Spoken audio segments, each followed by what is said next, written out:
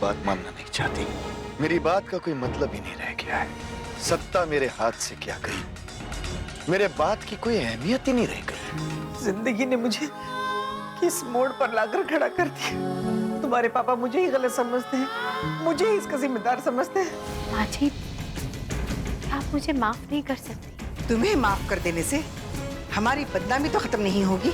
अरे जनता की इन समस्याओं को लेकर आप क्यों परेशान हो रहे हैं? आप विधायक बन गई हैं, आराम से बैठिए, धीरे धीरे सब कुछ होता रहेगा। अपने क्षेत्र की जनता की समस्याओं को देखकर मैं नजरअंदाज नहीं कर सकती।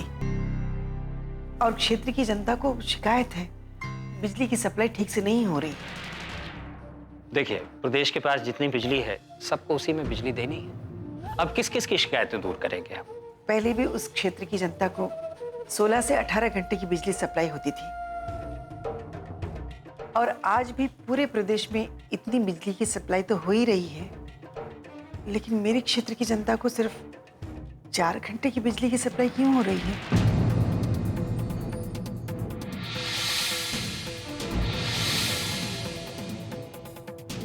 ऐसा क्यों हो रहा है मंत्री जी? सिर्फ मेरी ही जनता के साथ ऐसा क्यों हो रहा है? देखिए, अभी अभी मैंने मुख्यमंत्री का पदभार संभाला है।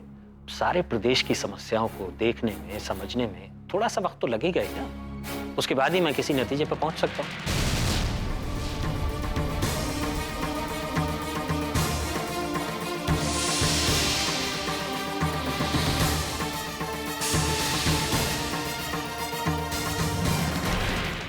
मैंने कोई बहुत बड़ी समस्या की बात नहीं की है। ये तो छोटी छोटी समस्याएं हैं जिसका हल निकाला जा सकता है।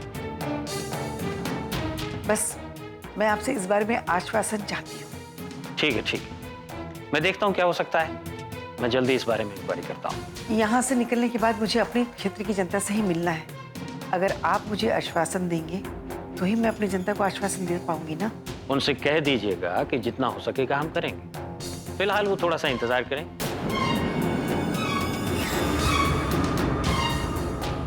ठीक है? अच्छा, नमस्कार।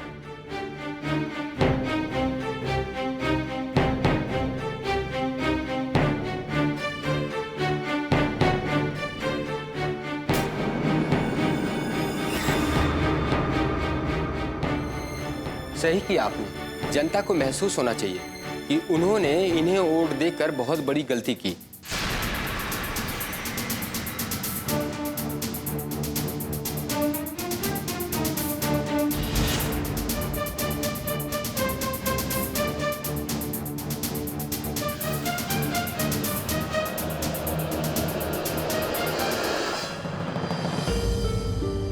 हमें तो ऐसा लगता है कि मैडम भी उन्हीं नेताओं की तरह है। वैसे ही पहले की तरह चलता आ रहा है। जाने क्या क्या वादे किए थे और आज तक आधे वादे पूरे नहीं हुए भाई। जब भी देखो कि ये हो जाएगा वो हो जाएगा, लेकिन कुछ ही नहीं हुआ। कोई फर्क ही नहीं पड़ रहा है, जैसा पहले वैसे ही चला हुआ है। हमें नेता बदलने का हाँ मतलब क्या हुआ भाई? कोई फायदा ही नहीं हुआ हम लोगों को। जिंदाबाद जिंदाबाद जिंदाबाद जिंदाबाद प्रदीप जी, जिंदाबाद। हमारे क्षेत्र की जनता हमसे मिलना चाहती है तो हमें ध्यान रखना होगा कि वो हमारा इंतजार ना करना पड़े। जी मैडम, आइए। जिंदाबाद जिंदाबाद जिंदाबाद। मैं अपनी तरफ से पूरी कोशिश कर रही हूँ। मैं आज भी मुख्यमंत्री जी से मिलकर आ रही हूँ और मेरी कोशिश यही रहेगी कि जल्द से जल्द जितने काम रुके हुए हैं वो काम शुरू हो जाए, ताकि सुविधा की सारी चीजें आप तक पहुँच जाए।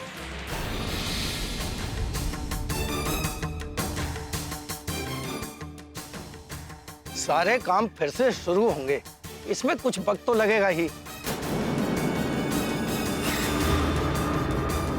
लेकिन मैडम, आपके क्षेत्र की जनता आज आपसे ये जानना चाहती है कि आखिर क्षेत्र की जनता के साथ ये सौतेला बर्ताव कब तक होता रहेगा? क्या क्षेत्र की जनता को ये सोच लेना चाहिए कि उसने आपको वोट देकर कोई गलती की है?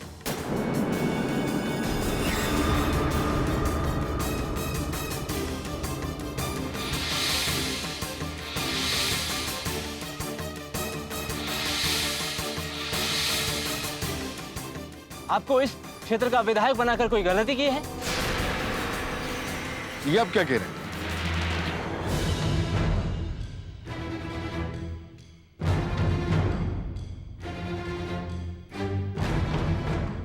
हमारे दिल में मैडम के लिए बहुत आदर है। जितना विश्वास है उतना ही आदर भी है। लेकिन हमारे सामने जो नई परेशानी आ रही है उसका क्या करें?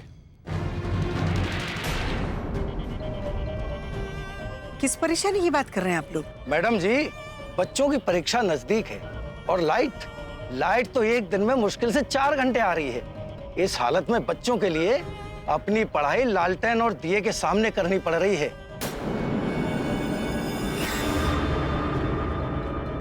अरे मैडम, हमने तो ये सोचा था कि जब समस्या आप तक पहुंच चुकी है तो राहत मिल जाएगी, लेकिन कोई राहत नहीं मिली मैडम। देखिए मैडम जी, इन समस्याओं को फिर से सुलझाने की कोशिश करेंगी। ये तो जानना पड़ेगा प्रदीप जी, हमारे क्षेत्र के लोगों के साथ ऐसा क्यों हो रहा है? आप यहाँ की विधायक हैं, आपके पार्टी की सरकार है, आपके पति यहाँ के वित्त मंत्री रह चुके हैं और उन्हें इस क्षेत्र की जनता ने ही उस मुकाम तक पहुंचाया है। फिर भी इस क्षेत्र की जनता इस कदर त्रस्त है। मैं इस बात के लिए शर्मिंदा हूँ, आप लोगों की परेशानी झेलनी पड़ रही है।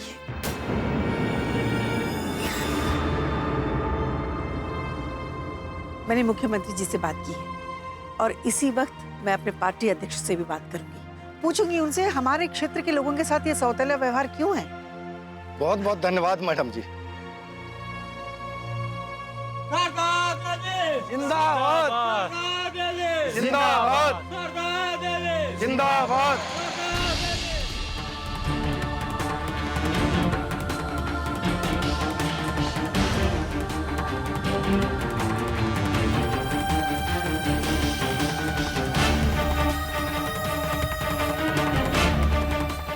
ये सब क्या है प्रदीप जी? लोगों की शिकायत गलत तो नहीं है? अगर बिजली नहीं है तो बच्चे कैसे पढ़ेंगे? और बिजली की वजह से इतनी सारी जो मशीनें चल रही हैं, अगर बिजली ना हो तो ये सारी मशीनें ठप हो जाएंगी। हमें तो सिर्फ ये लगता है कि ये सब कुछ जानबूझकर किया जा रहा है। आप विधायक तो बन गई, लेकिन आपको कोई मंत्री पद नहीं दिया गया है और अब जानबूझकर एक क्षेत्र की जनता के साथ में ये सौतेला व्यवहार किया जा रहा है और आप कुछ कर भी नहीं सकते। मैं कुछ कर पाऊं या नहीं वो मुझे नहीं मालूम, लेकिन मैं चुप नहीं बैठूंगी। आप आचार्य जी को फोन लगाइए। जी लीजिए।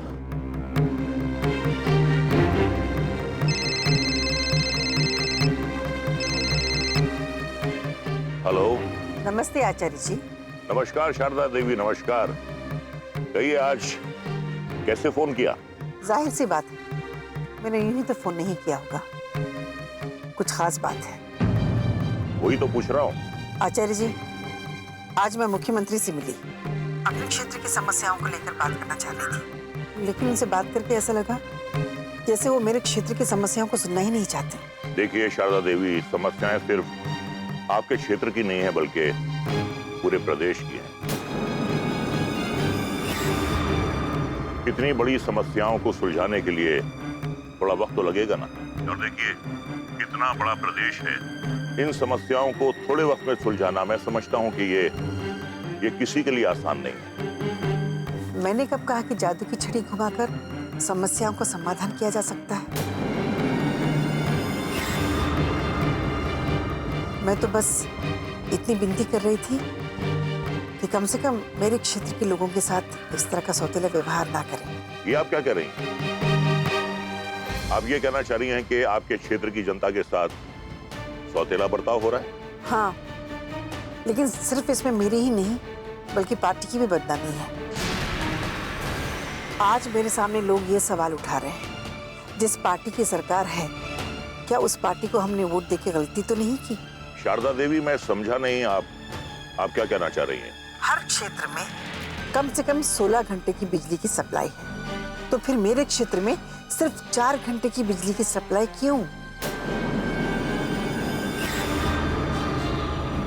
सिर्फ 4 घंटे की बिजली दी जा रही है। क्षेत्र की जनता इस समस्या को लेकर बहुत परेशान है। इस बात को लेकर वो ज्ञापन दे चुके हैं, लेकिन कहीं कोई सुनवाई नहीं है। देखिए, अगर ऐसा है तो ये बात बिल्कुल गलत है। बस मेरी आपसे यही विनती है, इस मुद्दे को लेकर आप मुख्यमंत्री जी से जरूर बात कीजिए। ठीक है, मैं मुख्यमंत्री जी से इस बारे में बात करूंगा कि आपके क्षेत्र की बिजली की सप्लाई को बढ़ा दिया जाए। धन्यवाद आचार्य जी। मुझे उम्मीद है कि आपकी ये बात सिर्फ आश्वासन बनकर नहीं रहेगी, बल्कि इस पर अमल भी किया जाएगा। धन्यवाद। नमस्कार।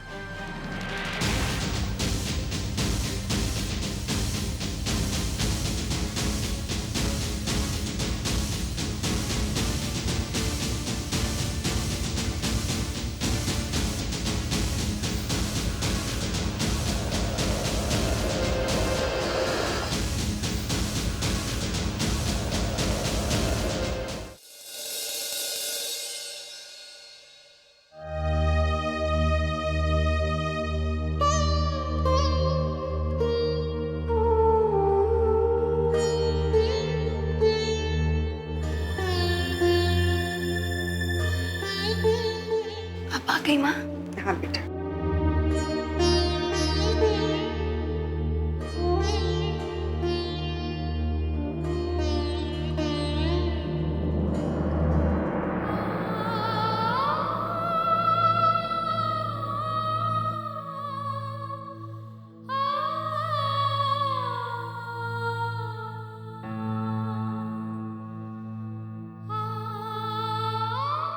मेरा बेटा इन रिश्तों का इतना अपमान करेगा, मैं कभी सोच भी नहीं सकती थी बहू।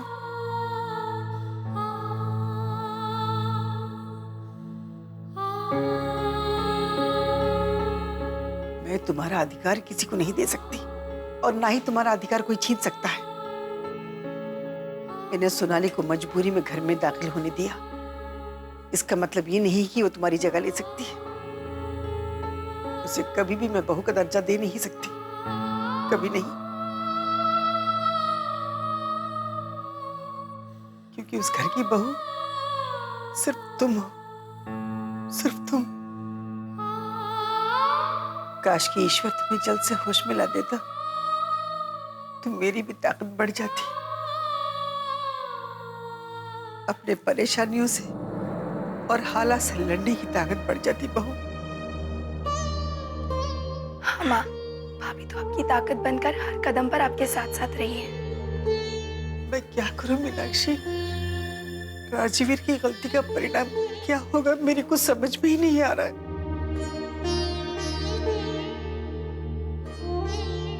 मुझे तो ऐसा लग रहा है राजवीर ने ऐसी गलती की है जिसका परिणाम हम सबको भुगतना पड़ेगा।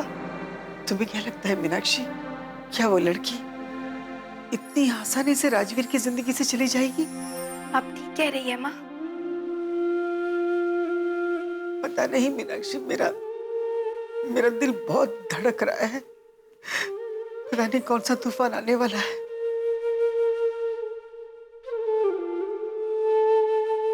जिस दिन तुम्हारे पापा घर लौटेंगे ना, उस दिन क्या होगा ये किसी को पता नहीं है।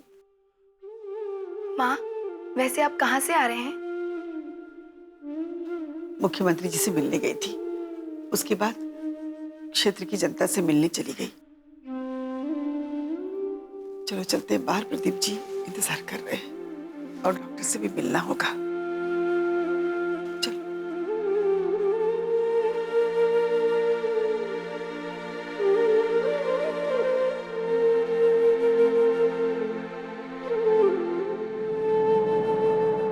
तुम चाय लेकर क्यों आई? क्योंकि ये मेरा फर्ज है। कौन सा फर्ज? तुम मेरे लिए बेवजह परेशान क्यों हो रही हो? फर्ज निभाने की जरूरत तब होती है जब तुम्हें इस घर में बहू का दर्जा मिलता। जिंदगी एक भंवर है।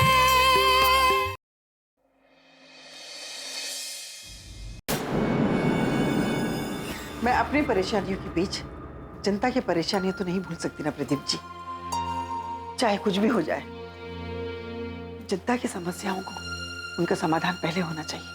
लेकिन जब मुख्यमंत्री खुद आपकी बात सुनना ही नहीं चाहते हैं तो जनता की समस्याओं का समाधान होगा कैसे?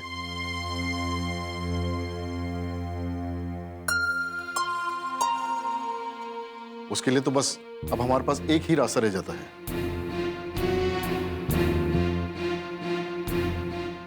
कौन सा रास्ता? बस वही, जुलूस, धरना और रैली का रास्ता।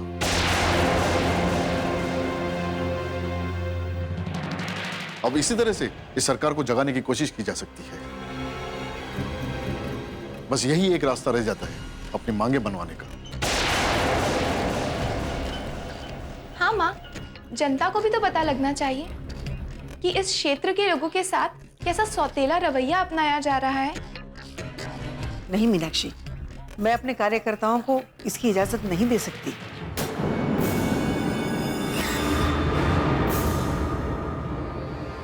क्योंकि सरकार हमारे कार्यकर्ताओं के साथ कोई भी सुलूक कर सकती है। इस रैली को रोकने के लिए पुलिस कार्रवाई भी हो सकती है और लाठीचार्ज भी हो सकता है। लेकिन इसमें डरने की क्या बात? क्या हम अपनी बात सरकार के सामने रखने की कोशिश भी ना करें?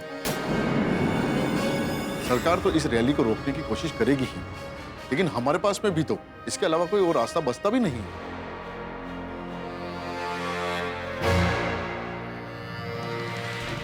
हाँ माँ, आपको इसकी इजाजत देनी ही चाहिए। आप समझने की कोशिश कीजिए मैडम। मुख्यमंत्री को भी इस बात का एहसास होना चाहिए कि अगर वो आपकी बात नहीं मानेंगे तो आपके साथ आपके कार्यकर्ता हैं, और किसी भी नेता की सबसे बड़ी ताकत होती है उसके कार्यकर्ता। ठीक है प्रदीप जी, अगर आपको ये सही लगता है तो अपने कार्यकर्ताओं को इजाजत दे दीजिए।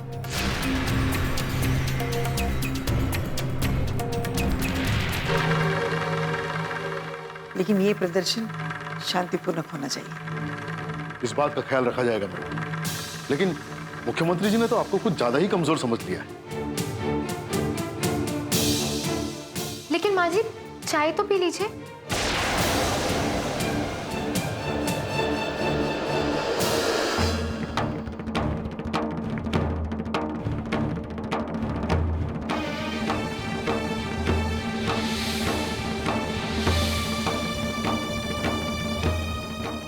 तुम चाय लेकर क्यों आई? क्योंकि ये मेरा फर्ज है। कौन सा फर्ज? तुम मेरे लिए बेवजह परेशान क्यों हो रही हो?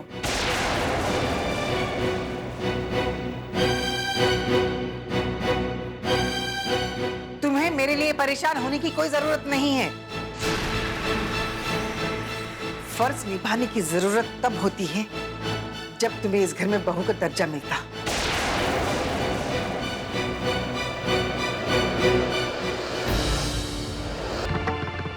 मैंने तुम्हें अभी तक बहू का दर्जा नहीं दिया है। मेरे लिए परेशान होने की कोई जरूरत नहीं है।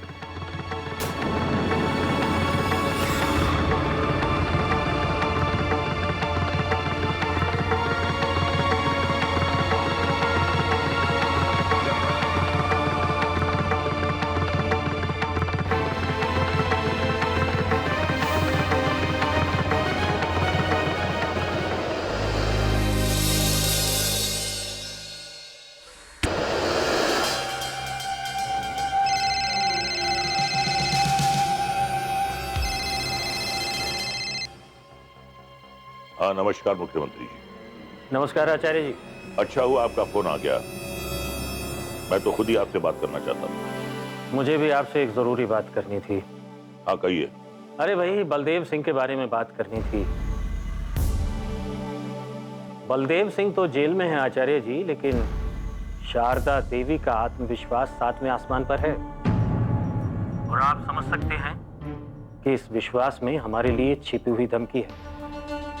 उन्हें लगता है कि उन्हें जेल भिजवाने की साजिश की है।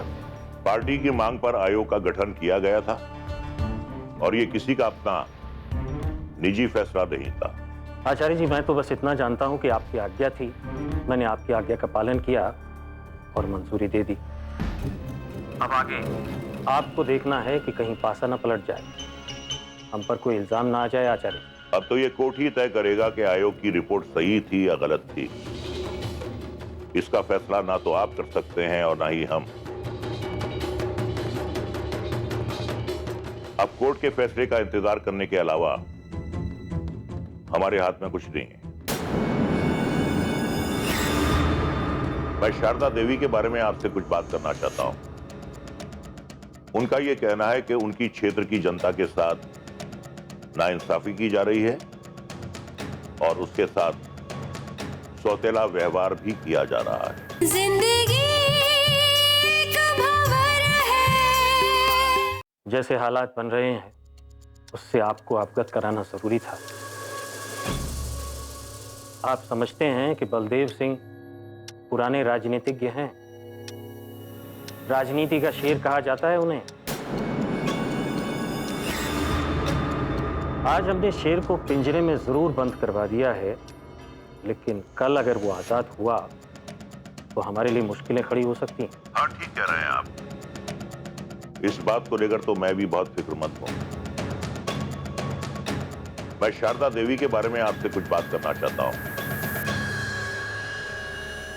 उनका यह कहना है कि उनकी क्षेत्र की जनता के साथ नाइंसाफी की जा रही है और उसके साथ सौतेला व्यवहार भी किया जा रहा है।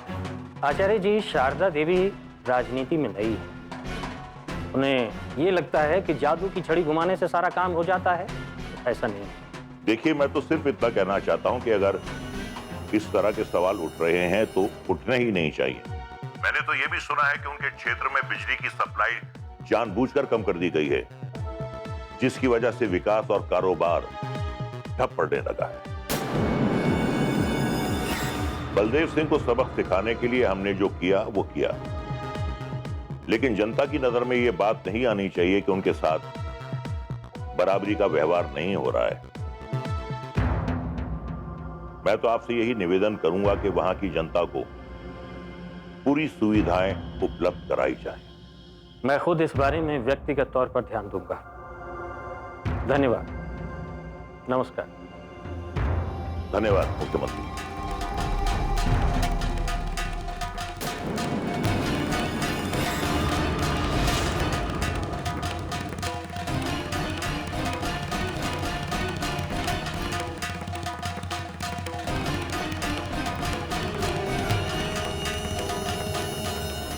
अंजना और मीनाक्षी कहाँ है जो तुम मेरे लिए खाना लेकर आई?